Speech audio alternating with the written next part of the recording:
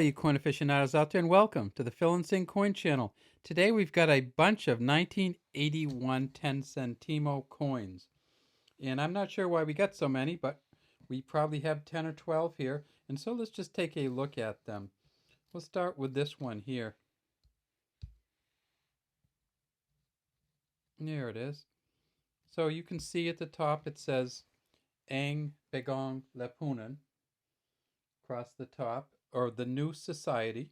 And then here it says Banco Central ng Pilipinas, 1949. So this is a seal of the Central Bank of the Philippines. We have a star on this side, star on this side, dot here, and that says 1981. This is a copper nickel coin, and it's no longer of any value in the Philippines. It's been demonetized, which means that you can't use it to buy anything in the Philippines. It's 2 grams in weight, 18 millimeters in diameter, and 1.1 millimeters in thickness. It's a round coin, and if we tip it up, you can see that it has a reeded edge. When we flip it over, we see that it's a nice back on it. And that's one thing that you need to remember about Philippine coins, is that the central bank is the front, and then the picture of the guy is the back. It's or the reverse.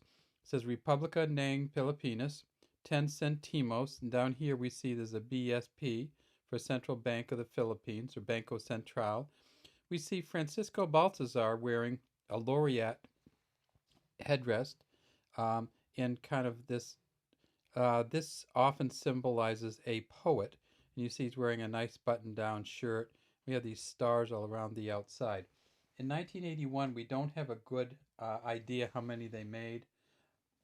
We think they probably made between 6 and 8 million of them, but there are plenty of them out there. It's probably worth about a quarter US.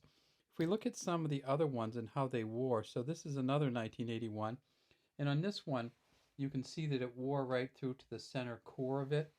It's a copper nickel coin, and you can kind of see how the copper coming out from the inside has turned a little bit green. And these coins are also pretty thin, and so they're pretty bendable.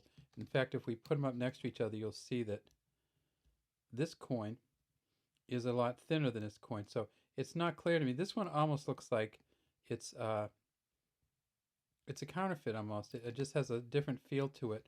But I think it's just because it got so beat down and beat up and worn off. Here's another one.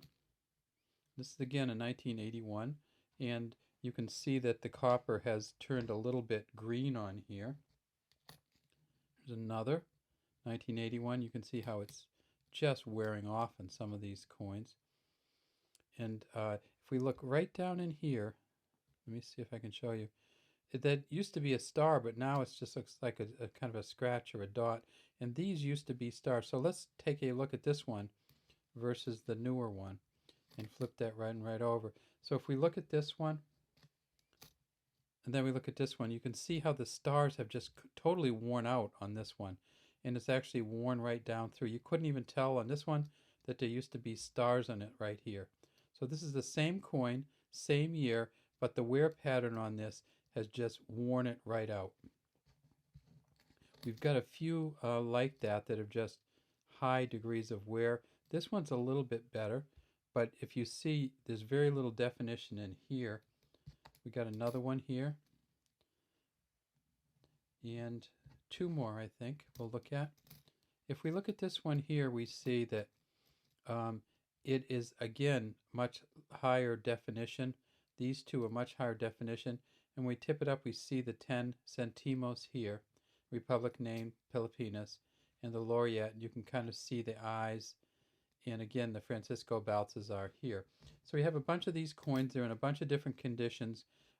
I would say that they're not going to be valuable. This one we like just because it has so many colors to it. So you can see that the copper is kind of coming through, and it's because it's been scratched, and in some places it's blue, some places it's green, some places it's red.